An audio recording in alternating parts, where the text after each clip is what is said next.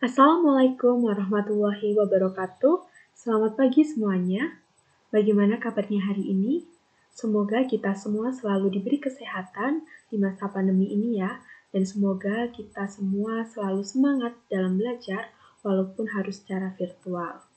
Oke, sebelum memulai pembelajaran pada pagi hari ini, alangkah lebih baiknya apabila kita berdoa menurut agama dan kepercayaan masing-masing. Berdoa dipersilahkan.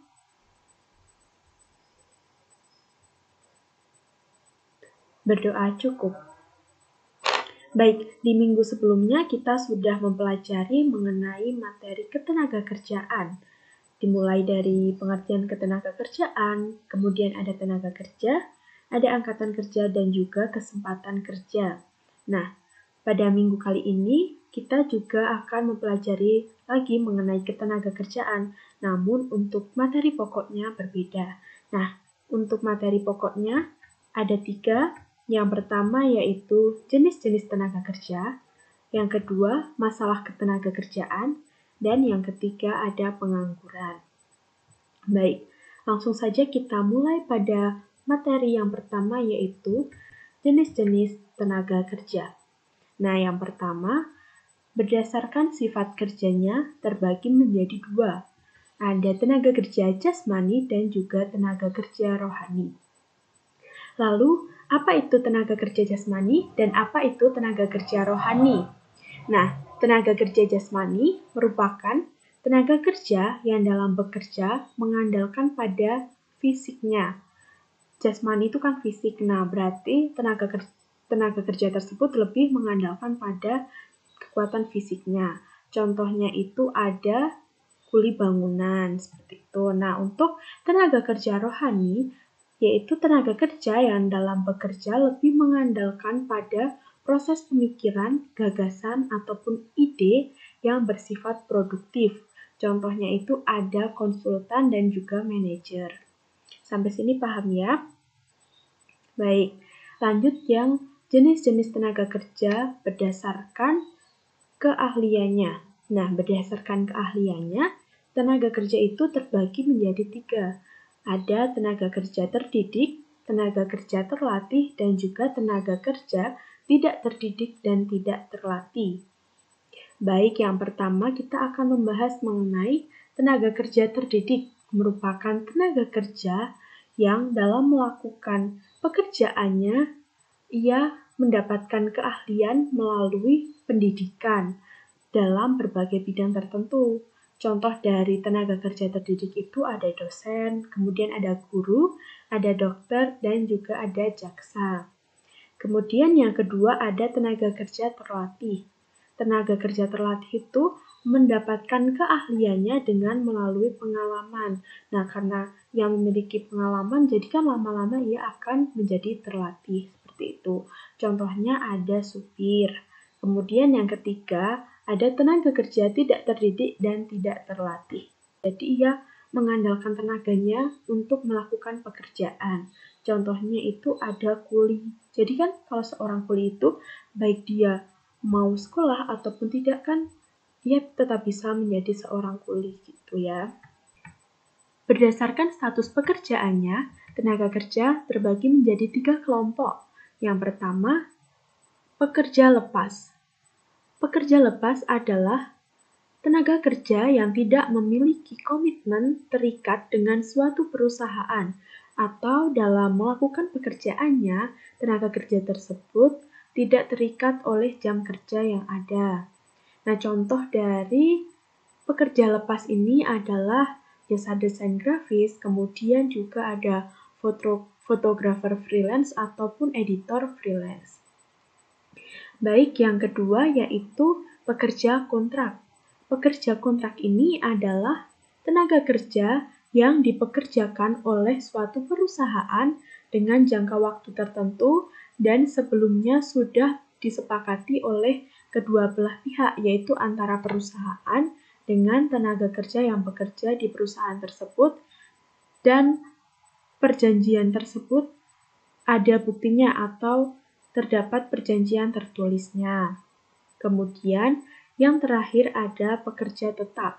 Pekerja tetap merupakan seseorang yang sudah dipekerjakan oleh suatu perusahaan ataupun badan untuk jangka waktu yang tidak ditentukan.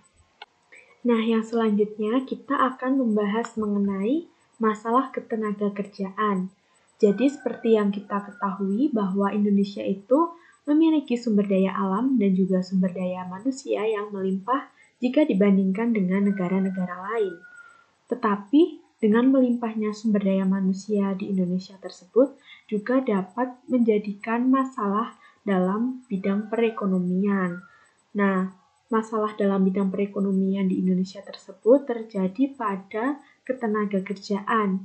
Beberapa masalah ketenagakerjaan yang terjadi di Indonesia yaitu yang pertama, jumlah angkatan kerja yang tinggi.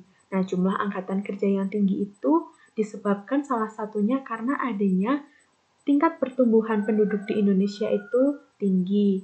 Nah, untuk mengatasi masalah tersebut dapat dilakukan dengan menekan angka kelahiran dari penduduk di Indonesia sehingga nantinya antara angkatan kerja dengan lapangan pekerjaan yang ada di Indonesia itu seimbang. Baik, yang kedua yaitu tingkat pendidikan dan keterampilan yang rendah. Nah, untuk mengatasi hal tersebut dapat dilakukan dengan cara melakukan pelatihan ataupun melalui pendidikan, sehingga nantinya kualitas dari tenaga kerja di Indonesia itu meningkat. Yang ketiga, penyebaran yang tidak merata. Penyebaran dari ketenagakerjaan atau dari masyarakat yang tidak merata tersebut terjadi karena terpusatnya penduduk Indonesia di Pulau Jawa atau sekitar 60% masyarakat Indonesia itu tinggal di Pulau Jawa sehingga kan tidak merata ya. Sebagai contoh itu apabila di Pulau Jawa ada 60% dari masyarakat Indonesia, maka kan di pulau-pulau lain seperti Kalimantan, Sumatera, Sulawesi, Papua, seperti itu kan lebih sedikit sehingga tenaga kerjanya itu menumpuk di Pulau Jawa. Nah, yang terakhir itu tingkat pengangguran yang tinggi. Tingkat pengangguran di Indonesia itu jika dilihat di ranking dunia itu berada pada posisi ke-9 terbesar di dunia. Nah, kan itu sangat mengkhawatirkan ya. Jadi, apa yang menjadikan penyebab dari pengangguran di Indonesia yang tinggi? Jadi penyebabnya itu yang pertama ya karena jumlah angkatan kerja yang tinggi, kemudian tingkat pendidikan dan keterampilannya rendah, serta penyebaran yang tidak merata. Lalu untuk mengatasinya itu, apabila ketiga masalah tersebut sudah teratasi, maka nantinya pengangguran di Indonesia juga secara perlahan akan mengalami penurunan. Kita akan memasuki materi yang terakhir yaitu mengenai pengangguran. Apa itu pengangguran? Jadi, pengertian dari pengangguran adalah angkatan kerja yang belum mendapat kesempatan bekerja, tetapi sedang mencari pekerjaan, atau orang yang tidak mencari pekerjaan karena merasa tidak mungkin memperoleh pekerjaan. Nah, sekarang sudah paham kan apa yang dimaksud dengan pengangguran? Baik, langsung saja kita masuk ke macam pengangguran. Jadi pengangguran itu terbagi menjadi 2 kategori ya, berdasarkan faktor penyebab dan juga berdasarkan lama waktu kerjanya. Yang pertama kita akan membahas mengenai pengangguran berdasarkan faktor penyebab terjadinya. Jadi, yang pertama ada pengangguran siklis atau konjungtur. Terjadi karena adanya resesi atau kelesuan ekonomi. Nah, karena suatu negara itu kegiatan perekonomiannya menurun, maka menyebabkan beberapa tenaga kerja di PHK dan menjadikannya sebagai pengangguran siklis atau konjungtur. Yang kedua ada pengangguran struktural. Pengangguran struktural itu terjadi karena adanya perubahan struktur dalam perekonomian. Contohnya, adanya peralihan tenaga kerja dari sektor pertanian menuju sektor perindustrian. Nah, kan itu untuk menjadi sektor perindustrian, maka tenaga kerjanya perlu dididik. Dan apabila ada seorang tenaga kerja yang tidak bisa mengikuti pelatihan atau pendidikan tersebut, maka ia akan dipecat dan akan menjadi pengangguran struktural. Yang ketiga, ada pengangguran friksional. Terjadi karena sulitnya mempertemukan antara pencari kerja dengan lowongan kerja. Oke, sudah ada 3 ya jenis pengangguran yang berdasarkan faktor penyebab terjadinya. Kemudian yang keempat ada pengangguran teknologi. Terjadi karena adanya pergantian dari tenaga manusia dengan tenaga mesin.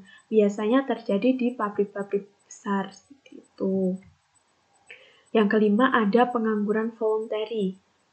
Menganggur dengan sukarela. Cukup aneh ya, karena kan biasanya seseorang itu berlomba-lomba untuk mencari pekerjaan, tetapi jenis pengangguran voluntary ini ia mau menganggur dengan sukarela. Nah, contohnya itu biasa terjadi kepada seseorang yang mendapatkan warisan besar seperti itu ya.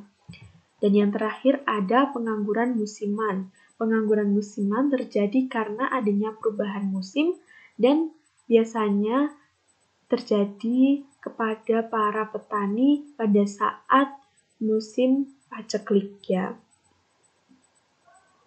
Oke, sampai sini sudah paham ya?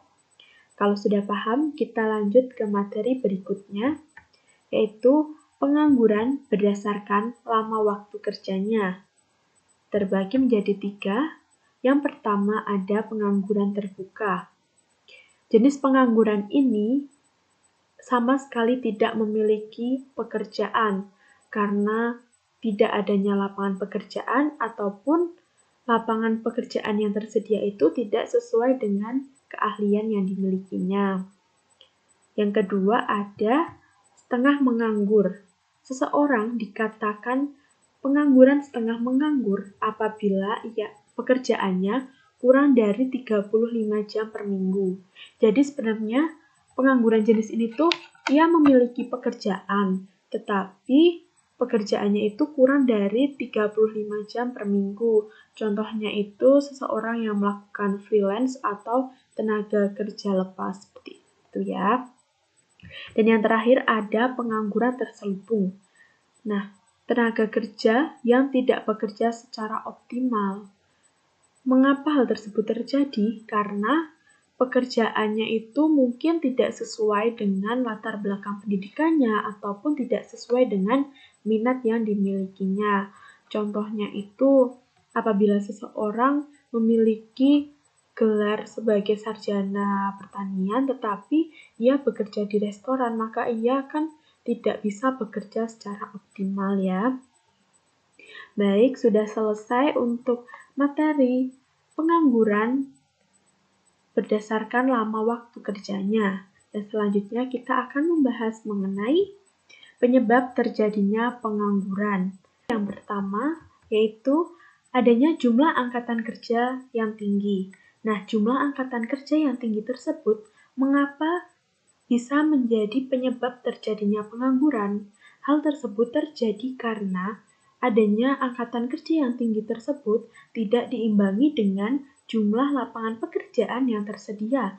Yang selanjutnya, adanya lapangan kerja yang tidak merata. Seperti tadi ya, sebagai salah satu penyebab terjadinya angkatan kerja yang tinggi, kan karena adanya lapangan pekerjaan yang masih sedikit jumlahnya. Nah, lapangan pekerjaan yang masih sedikit jumlahnya tersebut ternyata di Indonesia juga belum merata, atau dapat dikatakan bahwa lapangan pekerjaan itu masih menumpuk di suatu daerah yang sama. Yang ketiga, kurangnya keahlian tenaga kerja. Nah, keahlian tenaga kerja ini sangat diperlukan bagi para tenaga kerja yang mencari pekerjaan, terutama di perusahaan-perusahaan besar, karena para pengusaha tersebut mencari tenaga kerja dengan memperhatikan salah satunya adalah keahlian yang dimilikinya. Yang keempat, ada kemajuan teknologi. Nah, kan semakin maju ya perkembangan teknologi yang ada, terutama di Indonesia juga. Nah, dengan adanya kemajuan teknologi ataupun iptek itu menyebabkan terjadinya pengangguran karena semakin banyak teknologi yang maju, maka perusahaan ataupun pabrik-pabrik besar mereka lebih menggunakan atau memanfaatkan teknologi yang ada untuk menggantikan para tenaga manusia yang bekerja di perusahaan tersebut. Kemudian yang kelima, kurangnya informasi yang dimiliki oleh para pencari kerja. Mengapa mereka tidak bisa mencari informasi dengan luas? Karena jika dilihat di Indonesia itu, beberapa masyarakatnya ataupun para tenaga kerja yang sedang mencari pekerjaan itu kurang mencari informasi. Mereka terlalu bersantai-santai dan tidak mau mencari informasi lebih seperti itu, sehingga banyak pekerjaan yang tidak diketahui oleh para masyarakat Indonesia, sehingga mereka lebih banyak menganggur. Ataupun bisa jadi karena perusahaan yang sedang mencari tenaga kerja tersebut tidak memberikan informasi secara luas ataupun publikasi dari perusahaan tersebut kurang baik. Nah, yang keenam atau yang terakhir itu adalah budaya malas. Nah, budaya malas ini termasuk ke dalam salah satu penyebab terjadinya pengangguran di Indonesia. Malas dalam hal ini adalah biasanya para pencari kerja itu di Indonesia itu terlalu malas untuk mencari tahu beberapa peluang kerja yang ada karena mereka merasa cukup dengan apa yang sudah dicari dan pada saat mereka tidak menemukan lapangan pekerjaan ataupun lowongan pekerjaan, mereka terlalu malas untuk mencari lebih jauh lagi mengenai informasi tentang lowongan pekerjaan yang ada. Cara mengatasi pengangguran. Yang pertama, dengan memperluas kesempatan kerja. Nah, apabila kita memperluas kesempatan kerja, maka nanti para tenaga kerja yang sebelumnya menganggur itu bisa memperoleh kesempatan untuk bekerja. Kemudian, memberikan kesempatan kerja ke luar negeri. Bagaimana caranya? Nah, kesempatan kerja ke luar negeri ini biasanya dapat melalui wadah tenaga kerja Indonesia ya atau penyaluran TKI. Nah, yang ketiga itu ada menekan laju pertumbuhan penduduk. Cara menekan laju pertumbuhan penduduk itu bisa melalui program KB atau keluarga berencana. Dan yang terakhir ada meningkatkan kualitas tenaga kerja. Meningkatkan kualitas tenaga kerja ini bisa melalui pendidikan ataupun juga melalui pelatihan sehingga keterampilan yang dimiliki oleh tenaga kerja itu akan meningkat baik melalui pendidikan formal maupun non-formal.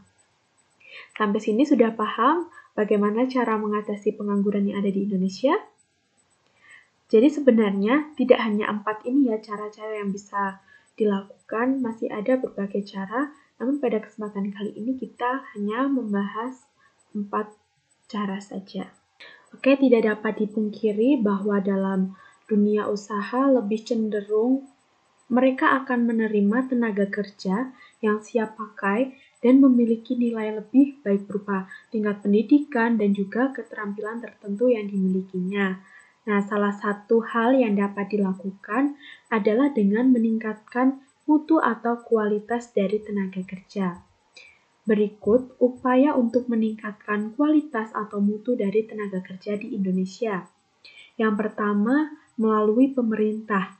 Nah, pemerintah itu dapat menyusun kurikulum pendidikan yang nantinya dapat menghasilkan lulusan dari sekolah atau perguruan tinggi yang berkualitas. Kemudian yang kedua, adanya pendirian lembaga pelatihan. Lembaga pelatihan yang bisa digunakan itu ada BLK. Lembaga pelatihan tersebut digunakan untuk meningkatkan keterampilan dari masyarakat di Indonesia. Dan yang terakhir, yaitu dengan menyusun dan melaksanakan program-program yang dapat mendukung tercapainya sistem kerjanya.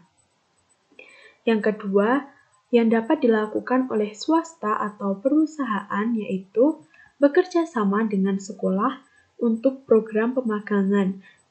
Jadi kan biasanya sekolah atau perguruan tinggi itu mengadakan program pemagangan bagi siswa dan mahasiswanya. Jadi dengan adanya program pemagangan di suatu perusahaan, nantinya diharapkan dapat meningkatkan pengetahuan ataupun pemahaman dari para siswa dan juga mahasiswanya tersebut bagaimana dunia kerja itu sesungguhnya dan juga dia dapat meningkatkan pemahamannya dengan lebih baik gitu. Dan yang terakhir dan paling penting yaitu dari individu itu sendiri. Yang pertama dengan membekali diri melalui berbagai hal yang dikehendaki oleh perusahaan. Nah, pembekalannya tersebut dapat dengan keterampilan dalam menggunakan komputer, kemudian bahasa asing, serta tingkat pendidikan yang dimilikinya. Jadi harus tingkat pendidikannya lebih tinggi daripada pesaing pencari pekerja lainnya. Dan yang terakhir itu ada menanamkan jiwa kewirausahaan. Sampai sini sudah paham bagaimana cara meningkatkan kualitas dari tenaga kerja? Semoga paham ya. Oke, yang selanjutnya kita akan membahas mengenai dampak dari segi ekonomi dan juga sosial dari adanya pengangguran di Indonesia. Yang pertama dari segi ekonomi.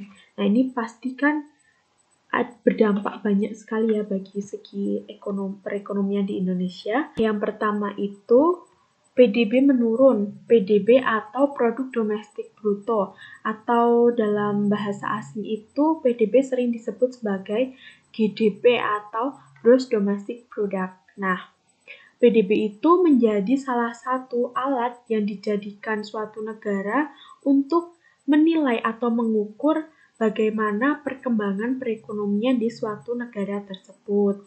Nah, PDB sendiri merupakan jumlah produksi barang atau jasa yang mampu dihasilkan oleh suatu negara dalam kurun waktu tertentu. Mengapa hal tersebut menjadi salah satu dampak dari adanya pengangguran?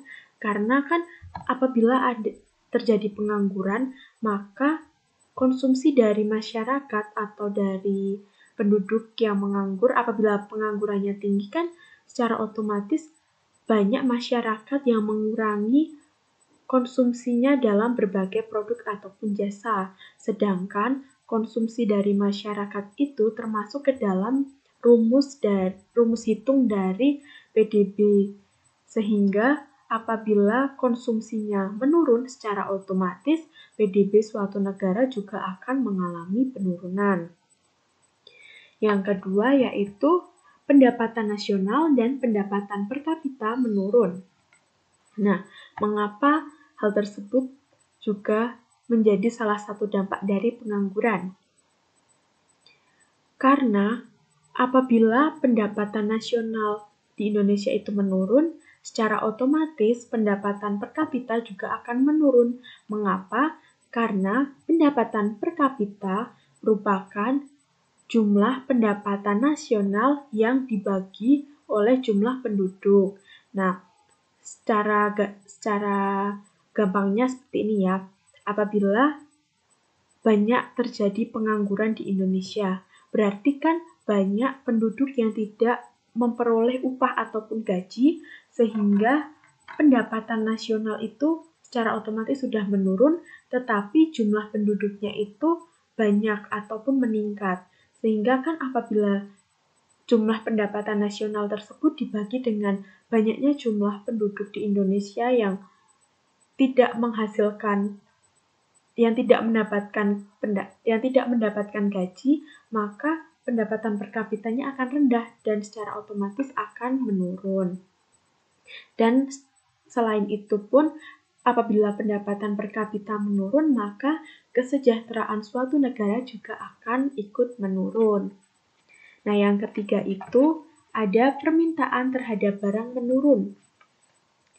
Jadi, Jika diibaratkan, permintaan terhadap barang itu akan menurun karena apabila banyak terjadi pengangguran di Indonesia, kan masyarakatnya tidak memiliki pendapatan, sehingga secara otomatis dia akan mengurangi konsumsi dia atau mengurangi pembelian terhadap suatu barang yang biasanya dia beli 10, maka dia karena tidak memiliki uang hanya mampu membeli 2, dan itu tidak hanya terjadi oleh satu orang, tetapi oleh beberapa orang, sehingga secara otomatis permintaan terhadap barang tersebut akan ikut menurun karena adanya pengangguran.